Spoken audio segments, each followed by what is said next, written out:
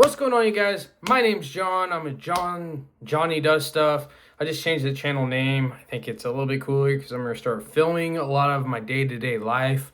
But for right now, we're going to stick to reaction videos until my work starts back up. My work starts back up here in about March.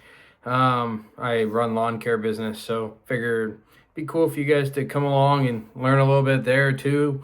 But as far as what we're talking about today, we're talking about the Alex Pretti situation in Minnesota. Do we think it's justifiable? Do we think that cop should have been scared? Do we think anything like that? We don't know. We're going to go over that stuff here in a minute. Active self-protection does a fantastic job. He does 100 in some cases a year about people firing their weapons. So he goes into diagnostics and all that stuff about it. And I'm pretty sure I can trust him with this video. So let's get into it. Each one kind of in their entirety, I want to walk back through and show them to you. Here's the thing. The reason that we do that is I want you to see the context. I want to see the totality of the circumstances and not just stop with individual stills that can be misleading. That's what sets him apart. Sorry I didn't get more than 20 seconds into this. But to explain a little bit about John Correa and active self-protection is the fact that he can go into detail about his past experience, about all of his training and everything, about self-defense. And he can share his knowledge a little bit and tell us, is it justifiable? Is there anything that cop did? How do us as consumers know 100% how a situation is supposed to be done? He does a fantastic job in the firearms industry. So I'll leave the video link down below. Go give this guy some love. He's way bigger than I am, but go give him some love. He's fantastic, and let's continue this. I want to say here that...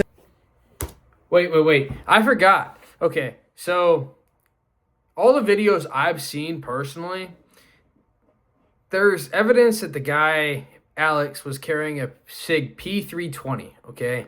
If you guys remember, a few months ago, maybe you followed it, maybe you haven't, SIG had a contract with law enforcement, okay? Law enforcement was carrying SIG P320s, and they were having problems with the gun just going off in their holster. Not just, they didn't have to pull the trigger or anything. The gun was just going off in the holster. Now, the question is, did a misfire cause Alex to get killed? Did they unload on him because that cop took his weapon away? And we'll find out, but let's get into this. Video evidence by itself is not a definitive issue. It's all about what did the person who used deadly force see in the moment and why did they act like they did. We don't get to see that on videos, okay? So what we're looking at on video is there objective, reasonable evidence that would back a claim that it was a justified use of deadly force? And there's far more in a full investigation than the video evidence, friends. And also, there are videos and angles and the way that things work that this is just, every video is simply an eyewitness that we have to look at, we have to cross-examine. But the beauty of a video is that it can be cross-examined again and again and again, and it will tell us the same things again and again and again. I think these three tell us some important stuff, so let's get into it. First of all here, is it okay to be at a protest? Well, listen, I said in the Kyle Rittenhouse when I did the analysis of the... You guys remember Kyle Rittenhouse, the guy that during the whole George Floyd riots, he was hired to like protect his business or something, and he ended up shooting a child molester or something like that. That's what he's referring to. Shootings there in Kenosha. That I thought it was imprudent to be there. And I stand by that advice. I think it's imprudent. But, you know, some people believe it is my moral obligation, that it's an important enough thing, that I really need to be there, that I have to. So they feel very strongly about that. And it's certainly, you're right. Just because something's imprudent to do doesn't mean it's illegal to do. And it wasn't illegal for him to be there. I've seen a bunch of other people say, well, he shouldn't have had a firearm at a protest. And I categorically reject that line of reasoning. It's entirely his right to exercise his Second you can. Your Second Amendment right doesn't disqualify you from, it doesn't disqualify anything. Okay, you can carry everywhere besides like where signs are posted, law enforcement offices, literally everywhere, unless it's like church, law enforcement offices, city buildings, government buildings. Unless it's posted, you can carry. So you can carry as many mags as you want. You can carry as many rounds as you want in the chamber. I mean, in the mag. You can carry you can carry all day long as long as you don't go in the signage areas and those posted areas. So, Amendment right, he's not exercising it at anybody. He is not, even you could say, well, he was open carrying a rifle or something like that he's trying to incite things. No, he's concealed carrying a firearm, which is a very normal thing that normal people do. I do it every day. And okay, he's carrying a couple of spare magazines. I've heard sometimes he's 1 or 2 spare magazines. I've seen varying reports. I'm the guy that will say, well, carrying a spare magazine is just not something that we see private. do you think cops and military personnel and all them only carry 1 magazine? No. So always have a reliable firearm as your CCW, and always be trained on it and have enough ammo. However, I do know this. I read a report like a month or so ago that it was most altercations with a firearm for self-defense is usually within 1 to 6 feet. So you usually don't need a second magazine, but teach their own. Citizens use in defensive gunfights, but I'm in the minority on that, guys. It is far more common for like the big time big dog trainers to tell people to carry at least 1 spare magazine. And notice, I would say every Border Patrol agent that was here at this one had probably 3 or more spare magazines on him. So I would never tell a police officer not to carry a significant number of spares. And so those issues, I think, are just ridiculous. It's like telling somebody you can assemble, so you can do your right to assembly, but you can't worship while you're assembling. And these are constitutionally protected rights. So I have no problem with that. And I think that it is really bad to say he shouldn't be carrying a firearm if there's any police officers around. That's crap. I'm around cops all the time. I carry a gun. All they say, if you get pulled over by a cop and you're carrying, you're supposed to tell them. That's the legal thing. So the fact he's at a protest with a firearm and it was approached by ICE and didn't disclaim that, escalated the situation far worse than what it probably came to be, right? I mean, probably what the outcome was. If he would have just told him, probably wouldn't have been the same outcome. He probably would have been dead. Okay, so. All the time. And the cops that I know are like, yeah, that's fine, whatever, just don't point it at me. And I do think that one of the things that the video is going to show is I don't see any evidence that Pretti tried to point a gun at officers, tried to grab a gun. They found a gun on him while they were beating the crap out of him is what the reality is that we actually see here. And so to tip my hand a little bit, I think a jury's going to really struggle with this one. Now, that said, I do think that I've said this many times, and I said it in the mid-roll, the realities of the use of deadly force, there's far more than gets caught on camera. And I'm going to show you in several spots, like what did the agent see here and why did he act the way he did? We don't know. And we don't have that information given to us on the videos. All we have is what the videos show and what we can investigate there and what we can show and see it. So let's talk about what we saw there. Let's try to talk about it like adults, keep the politics out of it. And I'm just going to call balls and strikes and tell you what I see. So you can see him here filming, right? Okay, fine. Now, should he be in the middle of the road? No, I don't like that he's in the middle of the road, but okay, it's jaywalking at the worst. That's not really a big deal. Now, this agent here in the brown beanie just really kind of hucks this woman. So this guy right here, okay, guy in the brown beanie, put his hands on this woman, right?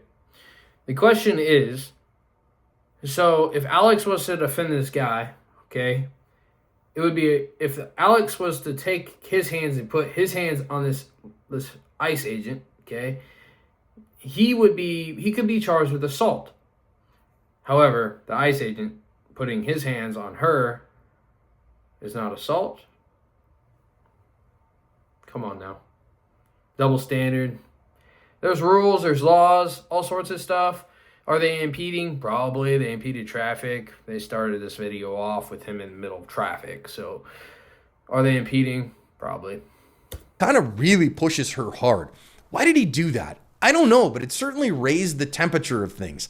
Was it smart? I can't see, I don't have a definitive answer as to what she did that he thought she might have earned something like that. But it certainly and absolutely raised the temperature and was a very seeming high use of force for somebody who was just filming, is what it looks like to me.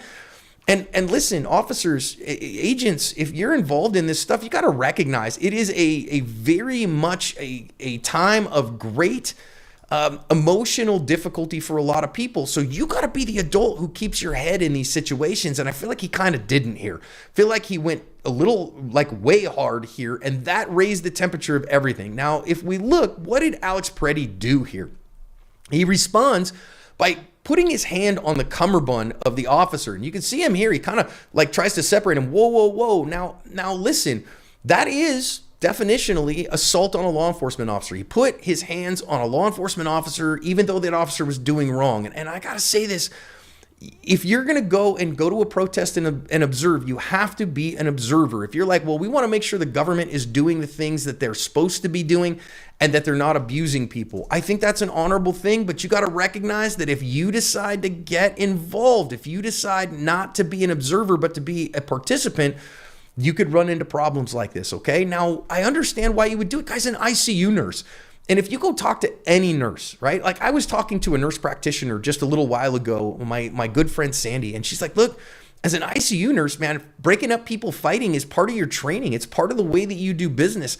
It's part of just the fabric of your being, because you're going to be dealing with combative people, maybe especially working for the VA, as I say that as a disabled veteran. And so I understand why he might do that. Of course, does the agent know that he's an ICU nurse? No, probably not. If he knew he was an ICU nurse working for the VA, would he maybe have given him a little bit more? That's some more double standard for you, okay? I gotta stop it. It's been 2 minutes, okay? But that's a little bit more double standard, okay? Just like this is relative to like getting pulled over by a car while you're Black, Asian, Hispanic, whatever, right? At night, they can't really tell, so if you get pulled over, you can't pull the race card, you can't pull any of that, right? So how, if you get pulled over at night, how is the officer going to distinguish you from a white person compared to a different ethnicity? They're not going to. So that's what makes no sense to me. People say, oh, I got pulled over while Black, and I got pulled over by being Hispanic, and I got blah, blah, blah, right? They don't care. Here's the thing that people need to know about law enforcement, and the people I know specifically, they don't have to write you a ticket, okay? They don't, like, that's not their job. I mean, their job is to bring the office money, right? But at the end of the day, their like agenda, or their, what word am I looking for? Their job is to make conversation, okay? How many conversations can they make with you or throughout their day that means they're doing a little bit of something, right? They don't have to write you a ticket. So if they pull you over, they don't have to write you a ticket, okay? Their job is not writing people tickets. It's their job. They have a quota of conversations. That's the word I was looking for, quota. But they have a job of quota that they have to make conversation with people, okay? Respond to different calls, do X, X, Y, and Z. But at the end of the day, it's talking to people. So, leeway, a little bit more courtesy, maybe. So I'm saying this does meet the definition of assault on a police officer or impeding an official investigation. And so I don't love him doing that. I think that it's not great. I certainly don't think, though, that it rises to the level of we should shoot this guy. Certainly it doesn't, and I'm not saying this is why they shot him. Doesn't. Instead, what the agent does here is the agent decides to get out the OC spray and hose him down. Now, if the agent said, wait a minute, I was in the lawful performance of my duties, and this guy impeded my duties, and so I blessed him with the hot sauce. Well, I don't love it. But I understand why he would do that. And OC spray, I love. I think it's a good choice in a lot of these situations. I do think that this agent shows that he doesn't understand how to use OC spray very well, because he sprays him and sprays him and sprays him and sprays him again. That's bad tactics, right? You actually want to use the OC spray and then let it cook, because the aerosolization gets more of the oleoresin capsicum into the mucous membranes and has its effect. And I think that as we like I said, this guy knows his shit. Okay. actually watch this go down, I think that what we're going to see here is that it was having an effect, but that the agent kept kind of putting it over the top and putting new spray down over the top of the old spray. And so it didn't work as well as he wanted it to, because he was spraying it again and again and again. Now they're going to grab a hold of him here and drag him off of this lady and then start kind of beating him up pretty good. Now, we've switched over here to the one that I'm a little worried is AI generated. Not generated, but maybe kind of, it's enhanced so far that I'm just going to say this is tentative, okay? But what you can see right here, you can see where the arrow is the fact like that that Pretti has his elbows down on the ground. He is using his forearms to stabilize himself, and he's basically turtled up. We're going to see other angles of it that he's basically got his head buried in his arms because the OC spray is kicking his butt. And so will he be resisting? A little bit, yes, but that doesn't justify shooting him. Now, what could is if, again, he makes a imminent threat of death or great bodily injury to one of the agents. But I don't see that here. I just don't see that going down in anything that I see, because now watch what happens here. As the agent in the gray is he's going to end up trying to kind of pick his foot up to get his hips on the ground. And I want to notice here that our agent in gray is trying to get his feet up, and our agent in the black beanie and the green shirt, he is our shooter. He is the guy who is going to end up shooting right Alex Pretti. He's not paying attention to him right He's now. not even So paying he's not attention seeing to what's this going guy. on. He's instead looking at the two women He's not even paying and attention trying to to the discern what fucking they're doing. guy He's going to he turn his shoots. attention He back. shoots. Now, again, that doesn't justify things one way or the other. But what it says is that human attention is very finite, and he was paying attention to this thing a minute ago, now over here to this thing in another minute. I also want to note that you can still see that Pretti's hands are on the ground, that he is bracing himself off his elbows and his forearms, and the agent in gray is trying to leverage his feet up to get his hips on the ground. And that's a tactic that they use, and I think it's an okay tactic. And you notice there's, 3 guys, 4 guys. That leads me to their training, okay? You can't tell me that these ICE agents aren't trained, okay? There are bad apples. Oh, there are bad apples, okay? They're good. There's very, very good cops, and there's very, very good federal agents, and there's some bad apples, okay? 1 in 3 bad apples, okay? So you just have to weed out the bad, and unfortunately the bad make the good look bad too. So do I see any probable cause here? No, the guy's only had his phone out the whole conversation, right? The whole confrontation, he only had his phone out, okay? So, now what you're going to see is, if I remember correctly, this guy gets beat by the OC spray, which means there's not just one bad apple, there's 2 bad apples here, because you're not supposed to use OC spray or pepper spray as a weapon, like to beat somebody with, like a blunt object. And as you will see later, I'm pretty sure he'll show it, because it's they're definitely not trained to do that, okay?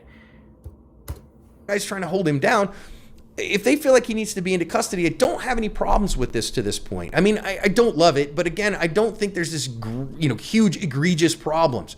But where there starts being problems here, and I don't think it's a big problem yet, is you see that they uncovered his firearm. So he's concealed carrying a firearm, and in concealed carrying that firearm, he hasn't tried to go for it. You can see that his arms are still on the ground, actually, in this one. Yeah, you can still see like there this, with that second arrow that his holding a forearms phone, are still on the ground. But that the agent in gray has identified that his shirt has ridden up, and he's carrying a firearm, about 4 o'clock, so behind the hip, not smaller back, but a little bit, kind of behind the hip. This guy's holding his. And the agent has said, realized they're in gray, there's a gun involved here. Now, I don't hear him say gun or anything like that, but we are going to see him.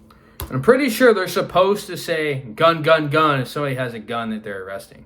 At least that's at the city level. Pretty sure that's what I've heard people do in videos, stuff like that. That if somebody has a gun, they'll say gun, gun, gun, and they go about the situation, how they were trained to go about it. But this doesn't happen here. Now you already actually see him grabbing a hold of that gun. I don't have a problem with this. If you're going to arrest somebody, you identify that they have a firearm on their person. Securing that firearm is a good thing to do, right? This is how we should be doing things. And you notice here that our agent who shot, who is, again, black beanie in the middle with the green shirt on, he has something in his right hand right now, and he's going to transfer that over to his left hand and draw his pistol in just a second when we move it forward. And the question is why? I don't see why he drew his firearm here. I can't tell you why he drew his firearm here. None of the angles show why he chose to draw his firearm here. Why is he drawing his firearm? Okay. Why is this guy drawing his firearm? And this guy's not drawing his firearm. This guy's not drawing his firearm. Well, obviously this guy's not going to draw his firearm. But why is this guy? Why is this guy? Why is this guy the only fucker that decided to draw his firearm that was scared? But he did. The only person who can tell us that is the agent. And so that's going to depend on the investigation when he says, why did you draw your gun?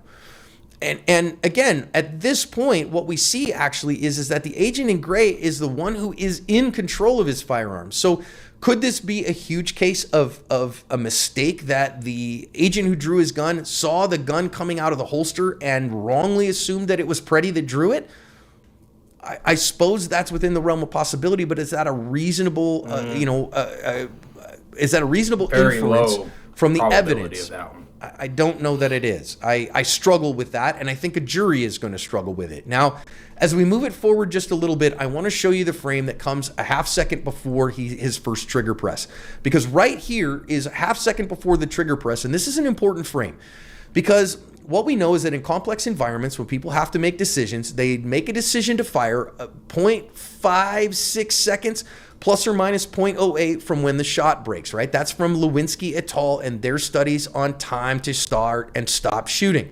0.56 plus or minus 0.08 in a complex but not complicated environment. So with that in mind, this is the frame right here that's half second before the first shot breaks.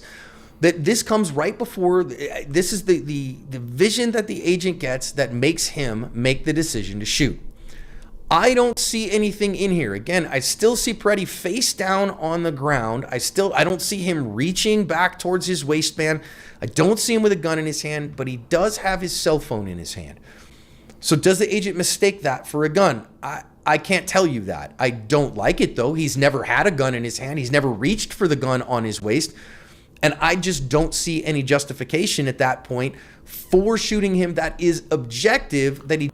Look at this. Okay, so he just moved the frame more forward. This cop shot this guy execution style, bro. The guy is facing away. He always had the phone in What his the hand. So fuck? what did the agent see? I don't know.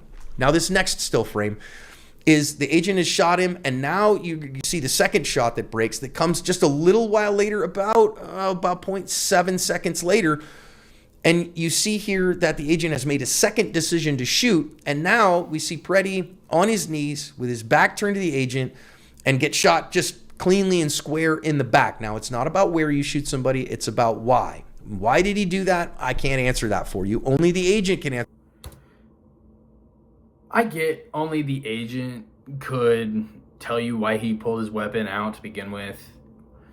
We've had this is camera footage, right? So we've had hours and hours and hours to analyze everything and look at everything. But him in the moment, he only has a split second to make that decision. Okay, was it a terrible one? I see the jury having a field day with this one. The guy's facing towards the camera, and the cop's behind him with a gun to his back. That's execution style, even though it's not to the head. Pretty damn close to execution style. Dude. Do I agree with everything ICE does? Do I agree with everything law enforcement does? No. How do you? But also, I support the blue. I support doing the right thing. And at the end of the day, this isn't left versus right. This is wrong versus right, right? And yeah, man. Jury's going to have a field day with this one, fellas. Answer that for you. What made him make that second decision to shoot? I don't know. But I can say that as somebody who looks at these things all the time, this looks terrible in front of a jury. You've got an unarmed man who is being shot in the back while he's on his knees and surrounded by government agents, while he is simply just trying to be a protester and be a regular human being. So is this okay? I don't like it, friends. I don't like anything about this. I think that it is not the kind of policing that we want. And I think a jury's going to really struggle with this, and rightly so, in my opinion. So this is going to be one that if I'm a prosecutor and I want to prosecute this, I'm showing this still again and again and again to the jury. Because what you see here, yeah, he does have his cell phone in his hand. You can see it in his right hand right there. So again, you can see right here, the gun pointed right at his head, okay? And he's facing away. So this guy, this cop, thinks that he's above the law in so many different cases. But in other terms, this guy hasn't drawn his weapon. This guy looks like he's about to. This guy hasn't drawn for his weapon. This guy hasn't drawn for his weapon. And this guy hasn't drawn for his weapon. Okay? So at the end of the day, if 4, 5 guys haven't drawn their weapon, but you've already placed 2 shots on the dude, something's not right. Something's not right at all. He has his cell phone. He's had his cell phone in his hand the whole time. He's just held onto it because he's gripping it because he's hurting so bad. Is anything that he has done something that I would say is worthy of shooting somebody? I struggle to see it. I struggle to see justification to shoot Alex Pretti here. And I don't see anything. See, now that you have 1, 2, 3, 4, 5. You have 7 cops here, and 5 haven't drawn their weapons. Okay? So the question is why? Why? You just ruined your life and you killed a man for protesting. Yeah, he might have been impeding traffic. You push him out of the way and keep on going, you know? You don't shoot a man. Obviously, I've seen the videos of like a week, like a day before this or a week before this, and he like spit on them. But they don't know that. These are totally different officers.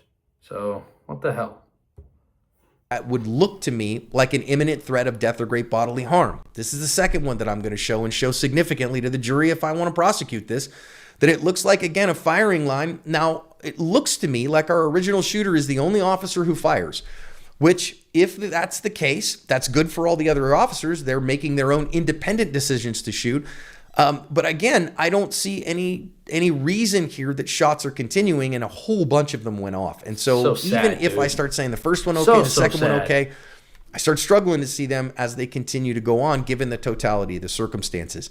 I don't like this, but again, there's a lot more at stake than just the video evidence, and I want to say that very clearly. The video evidence, I don't like this from a justification standpoint. There's a whole lot of investigation that's not involved in the video evidence. Video is just one part of the evidence, and you got to take that into account. You can see here him turtle up. And now watch, our guy in the gray jacket is going to come over, and you're going to see him grab a hold of the gun in the holster. And I'm going to say before that, if you notice, our original pepper spray officer is beating him in the face with his can of OC spray. I hate this. I hate it from a lot of perspectives. Number one, you got a lot of dudes around there going for it. Use the guys that you got. Number two, you beat somebody with a can of OC like that, you can turn a can of OC spray into an OC grenade in a hurry and end up OC spraying everybody, including yourself and all the agents around. Don't do that, right? Don't use a can of OC spray as a bludgeoning tool. That is really stupid. It is a very bad idea. Also, yeah. I think that you could cause great bodily harm with that. That could be considered aggressive, excessive force all by itself right there. Now here we see our guy in the gray who got the gun away, and you can see the gun in his hand there. And I've seen a couple of reports that said that maybe that it was this guy who had a negligent discharge with this gun. And I've seen that repeated a couple times, but I don't see evidence for that. I don't see the gun cycle, and I don't see it report recoil. I don't see the muzzle flip that I would expect to see over a couple of frames. So I don't see the evidence for that, and I don't see any, I don't have that corroborated by official reports, okay? So I don't think he did. I think it's a good thing to get the gun out of there, and I think he did a good job of that. Let me get that gun out of there and secure it. That actually isn't bad. Now, I want to stop here, third angle, and recognize again that Mr. Pretti here got involved and put his hand, and you can see him right there, put his hand on the cummerbund of the Border Patrol agent. And that is, it's a bad idea. I don't think it should be a death sentence. I don't think that that should have escalated to this place that it did. But you got to recognize, if you're going, you're like, look, we're going to make sure that the Border Patrol does the things that it's supposed to do and that they're not violating people's rights.